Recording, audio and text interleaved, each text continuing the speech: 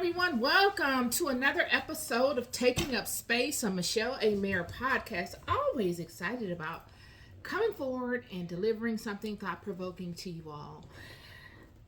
Today I got a real fundamental conversation for you all. It's February. We're in the second month of the new year, and many of us have had our New Year's resolutions. I myself didn't have any this year. I just let things go as God plans them to.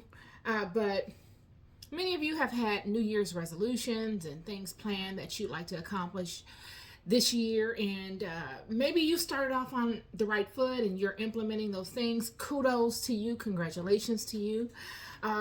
Many of you have not. And many of you have, and on some fronts and on others you have not. This conversation really is about keeping the momentum going.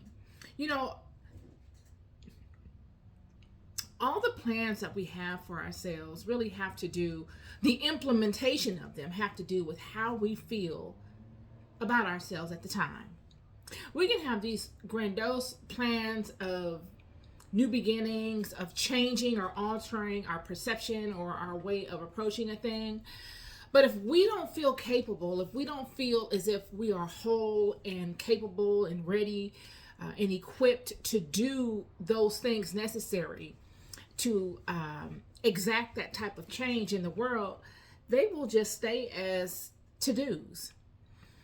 And a lot of times we beat ourselves up by comparing ourselves to other people. We beat ourselves up by taking the advice of other people, whether the advice is good-natured or cloaked with a smile and the intentions are wicked. We at times take the advice of people and disregard what our heart and our mind say. We disregard what led us to being open to implementing that change to begin with. And then we abandon all of that energy that we initially had, slowly, a lot of times, piece by piece, because of the data we get from other people. It can come in the form, friend, of just bad information based upon what someone else perceives of you, whether you know those people or whether you don't know those people. If you don't know those people, you could be basing your level of enthusiasm, your level of potential success off of the patterns of which someone else displays, whether on social media, whether it's people you see in day-to-day life that you ear hustle with and you hear communications about, their own successes and what led them to their successes, and you admire that and you want to embody that, and you're like, wow, I don't have half of that experience. I can remember times before I came forward with the Bible studies. Like I said, I never really intended on coming forward with these Bible studies. This is really a grassroots effort. This is God moving tremendously, y'all. And this is me allowing God to move, me being willing to be the vessel that God moves through. And it wasn't easy. Yet, when I decided to come forward when the realization came upon me that I needed to come forward with these Bible studies, I began to defeat myself mentally. I said to myself, I don't have a theoretical background. I mean, I know my Bible in and out. I've read it just out of love and fascination for looking to uncover the truth of God in my own life. But I don't have a degree in anything, let alone a degree in theology. I don't have strong relationships in the church. I was not a church girl. I was not one of those people that had to go to church on Sundays. I was not the girl that wanted to be someone that did Bible studies. I didn't grow up, acting like a preacher and mimicking all of the ones that came before me and that I saw preaching. It wasn't on my to-do list at all. I was busy in the world competing amongst people, doing real stuff, taking real chances out here. I've been there and done it, and many of you that know me know for sure that is the truth. But I would not ever have come forward had I allowed those voices to prevail in my life. Had I allowed what I saw be my reality, I wouldn't be here doing this video. All roads led me to this. All of those fearful places led me to being able to come forward and speak to you via this phone. Cold calling is what put me on the map, y'all. Being able to pick up a phone and just immediately pivot in a conversation with a stranger that I do not know. Being able to tap into that likability factor amongst real people. Not, faking it, but really capturing the essence of who we are as people and conveying that to someone and building some sort of stasis of commonality. And then allowing those people allowing me to speak to them and them having enough faith in me to buy from me. Cold calling is what got me doing these videos. Well, it was the birth of me coming forward and communicating openly to any and everyone without fear of looking stupid, without fear of anything. So I don't want to get too lost in that, but I do want to continue on and speak more in detail to why you should not allow people and their perceptions nor their judgments to deter you from doing you. Regardless to whatever it looks like, regardless to whatever their complaint is, regardless to how justified it may sound, regardless to whatever facts they may have about the situation to justify their condemnation or judgment or perception of you, you've got to be grounded and completely vested in what you're doing. So that when those winds begin to pick up from people and their stuff, for whatever reason, because y'all, a lot of times the winds pick up and they come, not the winds, but yeah, the winds of people. They pick up and they come in the form of good nature. They come in the form of good tidings. They come always in the form of a smile. And they allow you to let it in. And then it begins to become something that you did not initially sign up for. It's starting to weaken your confidence in yourself. You can't allow that. I'm going to give you an example of the prime person in the Bible that did not allow this to dissuade him. I know many of you think I'm going to speak to David because you know I love David. I relate a lot with the king. But this is not, David did this, David embodied this theory as well, but nobody embodied this more than Joseph. Y'all, Joseph went from one bad situation to the next consecutively. Right when he got comfortable in one, he was uprooted into another, even worse scenario. More chaos, more drama, more trauma. From being put in a pit out of jealousy by his own brothers, by the people of his own house. Being condemned and outcast from his own house, his own vine. When he did nothing but bless them with good words. Words that they should have embraced had they been wise and strong in their own selves. But because they felt as if they didn't have that gift that Joseph had, even if Joseph was telling them the truth and it could have benefited them in their house and all of those that came out of them, they would rather off him. And they sold him into slavery, put him in the pit, dug him up out of the pit. As soon as he thought he could have some hope, dug him up out of the pit, sold him into slavery. And because of the anointing on him, he landed in the best possible situation that he could find himself in. He landed in the governor's house as the chief person dealing with the governor, the closest person to the governor. So he got all the perks and the benefits as best he could while in slavery. And then right when he's getting comfortable and making a name for himself in that, because isn't that what we do? We always find the best route for us in whatever situation we are in. Wherever we settle, we always find the best area to settle in within our confinement. And Joseph is starting to settle in and not accept the fact that he's sold into slavery, because you never see him getting defeated and being hopeless. You never hear the Bible speak to Joseph feeling hopeless. He just adapts. He stays moving. He keeps himself useful. And as soon as he starts to really make some sort of stability in this environment, he's uprooted from there. All because of another person. Another person that has come upon him and sabotaged whatever form of peace and whatever form of stability he can muster. And now this is even worse than it was when he was sold into Potiphar's house, because now everybody is talking. All of the other people that are in the house that Joseph knew of,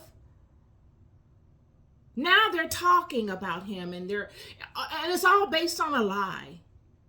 Yet Joseph has no way of defending himself.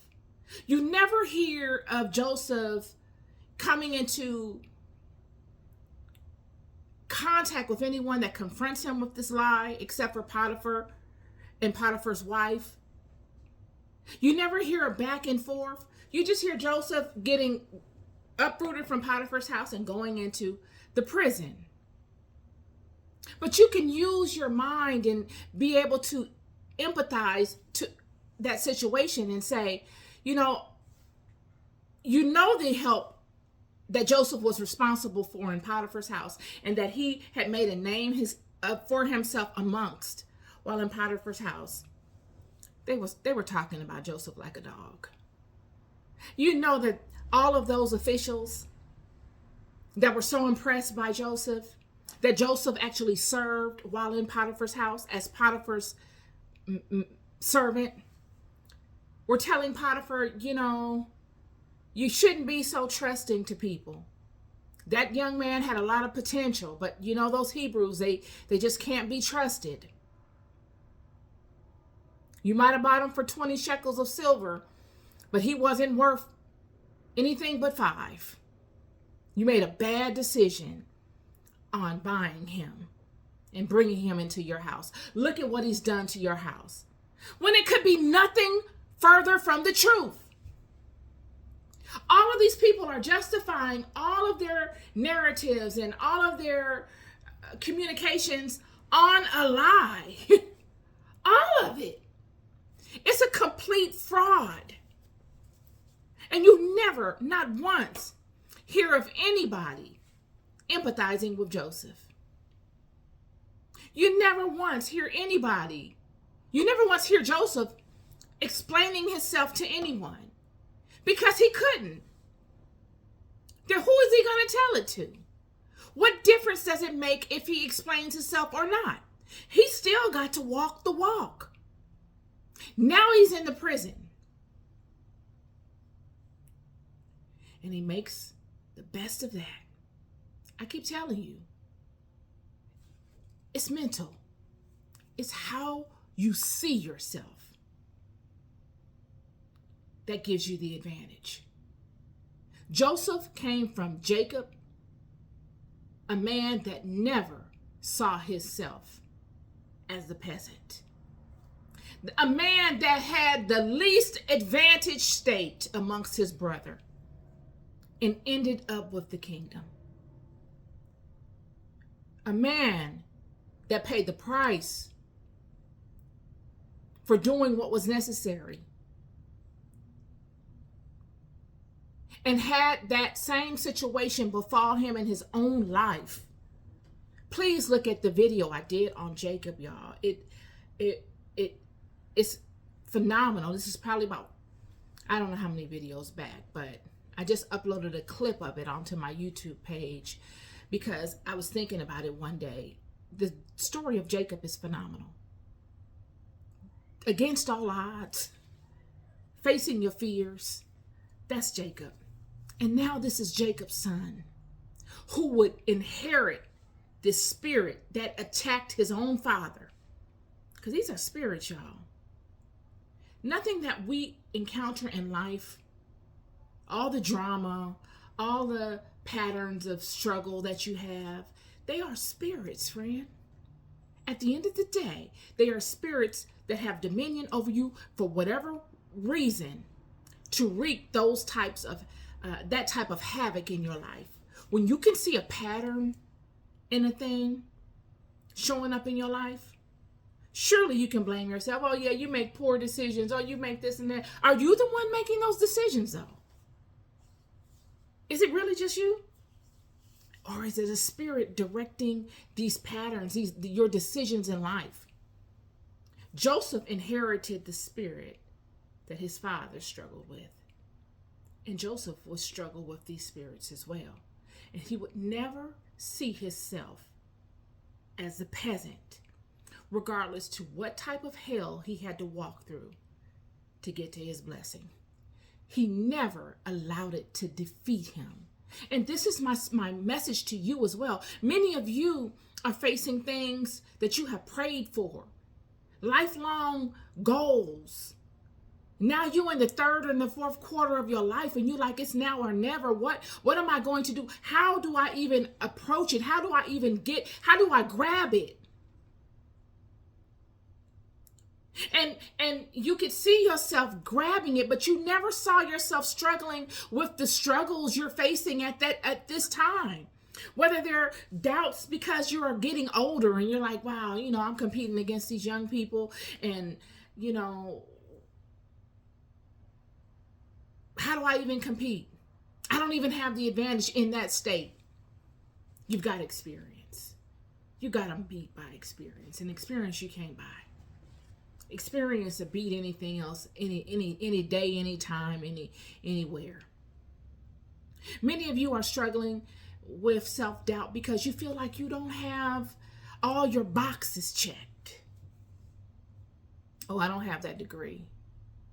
I don't have the right relationships. I don't have the right background. My money is terrible. My credit is bad. I don't even know how I'm going to even get any type of financing to launch it. All these doubts. But I'm here to tell you, just like Joseph, you need to keep going. And you need to keep going empowered, knowing that you are worthy, that you are enough, and that you are capable. Joseph would end up in a prison. He went from one extreme to the next, consecutively, back to back. No real breaks in between. As soon as he got settled in to one hell, he was thrust into another. But he made the best of his hells. What Joseph went through and what we're looking at it as, Joseph probably didn't even see as bad as we see it. Or it could have been worse. And Joseph just dealt with it. Because that's what you do. A lot of times you make really bad situations that you're in and day out without any pause look normal because of your state of mind. And this was Joseph. He ends up in the prison and an opportunity comes his way. And he's ready because he never abandoned what he loved. It was ingrained in him. He, like David, you didn't have to convince them to study their craft. It was what they loved to do. They were going to do that regardless. So when the opportunity shows itself, they're ready. They can pivot in any direction with it, whether it's slaying a giant or slaying a goat. whether it's leading a herd of animals or leading a group of valiant warrior people. Joseph is in the prison, and all of Joseph's experiences along the way, friend, would be Joseph's shining moment. How do you, a man that was disliked by your own brethren in your own house, ready man in your own house, become the head of the prison and you are a prisoner yourself? Because he knew how to deal with those types of people. He came up the hard way amongst those types of people. All the hell he walked through up to that point, amongst others outside of the men of his house, taught him people. And he would tap into that innate ability that God had flowing through him, the ability to prophesy. Joseph was a prophet. To be able to see into the future, to be able to download information from God and to break it down in a way that it is able to be useful in your life now. That is a prophecy. Joseph was a prophet. So speaking, when the butler and the baker came, it was nothing new to Joseph to give them a prophetic word, to speak life over a thing, or to speak non-life over a thing. He knew the power of such. This is Jacob's son.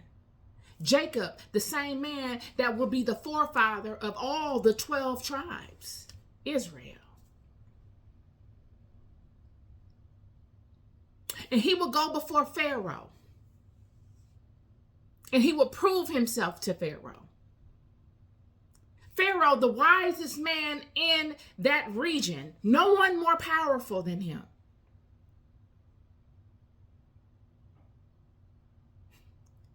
And this is my word to you. When you walk with God, y'all, you will find yourself in the most peculiar places amongst regular people.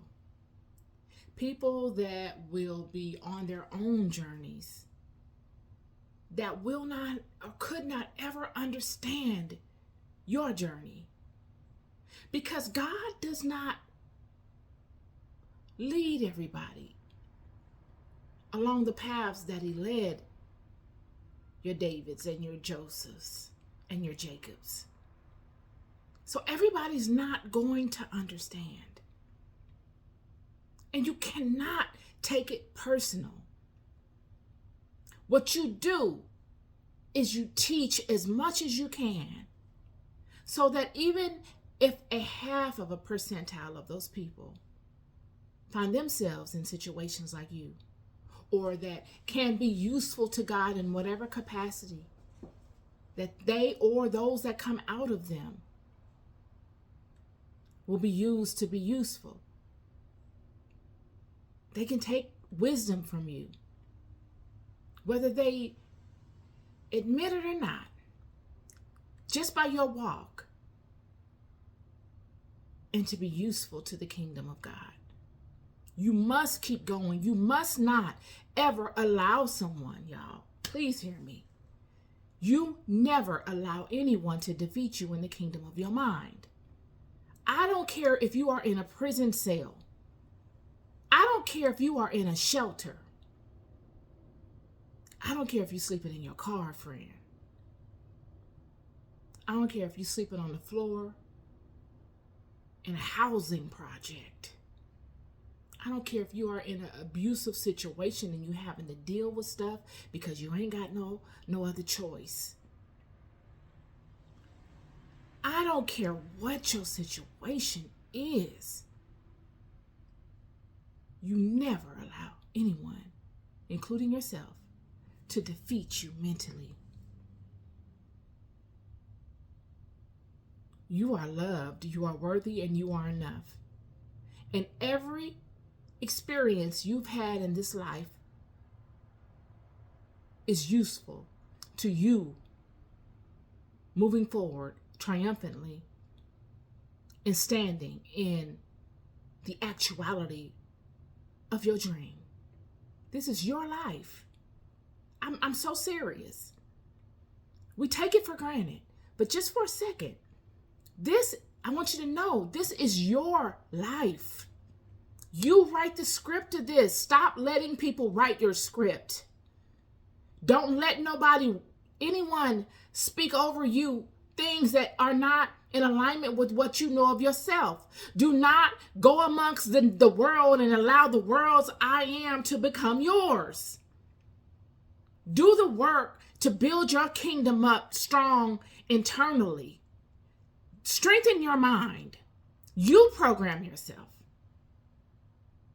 You decide who gets time on the stage of your mind. I pray that you allow any of the words that I speak to you on this page to resonate within you. Because when I tell you, friends, I have nothing but testimonies and truths that will bless your life.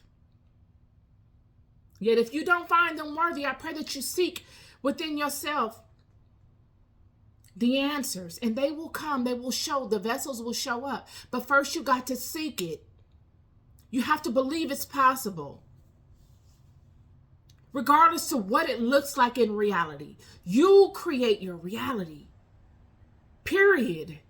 And a lot of times it comes with isolation. You must separate yourself for a season to strengthen yourself so that you can come amongst people and not allow their I ams to be so effective against yours. This is on my spirit today, y'all. We're all in this thing together. There is no one greater or less. We all must encourage one another. And I'm just here to encourage you because I love you. And I have been there and I have done that. And I'm currently there and I'm currently doing it. But I'm giving it the best I got. And I encourage you to do the same. You love more than you'll ever know. Peace and love.